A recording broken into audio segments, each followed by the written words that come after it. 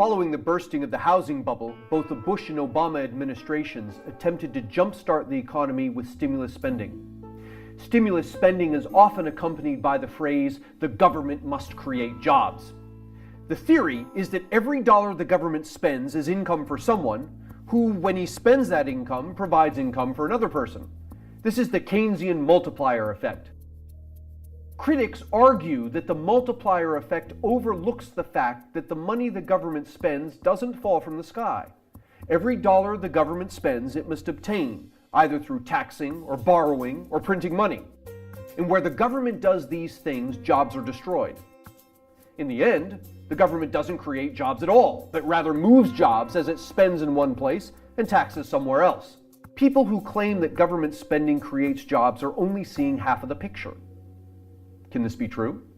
Let's look at the history of stimulus spending in the United States over the past half-century. We'll measure growth in federal spending along the horizontal axis and economic growth on the vertical axis.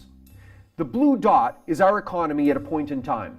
The further to the right we go, the more stimulus spending we're experiencing. The further to the left we go, the less growth in federal spending is occurring. Along the vertical axis, we measure economic growth. The further up the graph we go, the more economic growth we're experiencing. The further down the graph we go, the less economic growth we're experiencing. We'll place one dot for each quarter since the 1950s. If stimulus spending worked, we would expect to see a pattern of dots that moved up and to the right. When the government spends more money, we should see more economic growth. When the government spends less money, the economy should slow down. Now, let's look at the actual data for the U.S. economy. From 1955 to the present, government spending has risen in some quarters, fallen in others, and remained unchanged in others still. But what is clear is that there is no apparent positive relationship between government spending and economic growth. For example, in 1968, federal spending rose an average of more than 11% per quarter. 1 year later, economic growth averaged less than 1% per quarter. But in 1993, federal spending contracted an average of more than 2% a quarter. Yet 1 year later, the economy grew at the same 1% per quarter. Of course, there might have been something else going on in 1967 and 1993 other than federal spending that influenced economic growth. And that is why we look at all the quarters from 1955 to the present.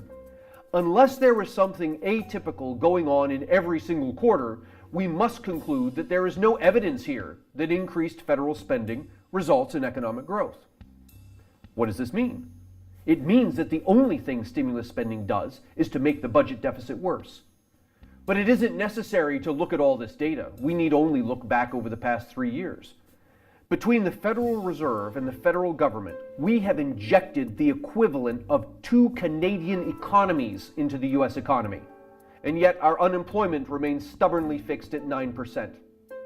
One thing that has changed is that our government is now $4.6 trillion further in debt than it was before the stimulus efforts.